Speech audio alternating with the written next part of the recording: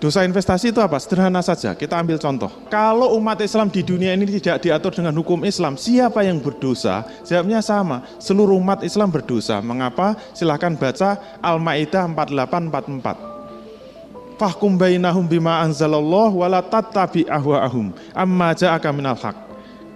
Korinahnya bagaimana? Wa man lam yahkum bima anzalallah faulaika humul kafirun. Ini tegas sekali, siapa saja yang tidak mau memutuskan perkara menurut apa yang diturunkan oleh Allah, mereka itu adalah orang-orang yang kafir. Kesimpulannya apa? Silahkan lihat jam, dia muter terus. Maksudnya apa? Waktu itu akan terus berjalan. Hitunglah dosa investasi kita. Tidak hanya di Indonesia, seluruh dunia, setiap hari, setiap bulan, setiap tahun, berapa terjadi kasus pembunuhan. Tidak hanya Indonesia, seluruh dunia.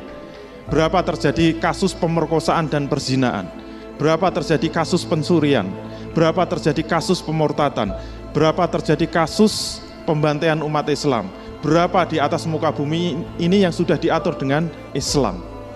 Diamnya kita nggak usah kemana-mana lah, mengalir sendiri dosa-dosa investasi. Terus yang dimaksud dosa investasi itu apa? Ternyata dosa investasi itu adalah dosa yang berasal dari fardu kifayah yang tidak diamalkan. Padahal fardu kifayah itu meliputi 90% syariat Islam, dan fardu ain itu hanya 10%-nya. Hitungan saya ini banyak menuai protes. Kok bisa mengatakan fardu kifayah 90%? Ngitungnya dari mana? Dari saya sendiri gitu. Buktinya mana? Kalau kita lihat di 3 dimensi tadi, dimensi 1 ibadah, dimensi 2 akhlak, dimensi 3 muamalah. Antara ibadah ditambah akhlak dibanding dengan muamalah, sebenarnya muamalah itu jauh lebih banyak. Semakin kita tahu ilmu bisnis Islam, semakin kita mendalami ilmu bisnis Islam, semakin kerasa kita nggak bisa hidup di alam Indonesia. Itu menunjukkan apa? Muamalah itu jauh lebih banyak dan itu sekarang tidak diamalkan.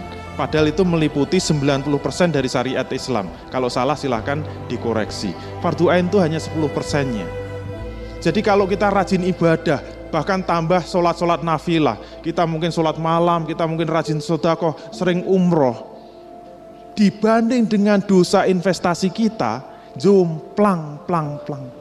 Kalau ada yang berani yakin, insya Allah saya mati besok langsung masuk surga, surga ini sopo. Sementara banyak kewajiban yang mungkin sampai 90% itu terlantar.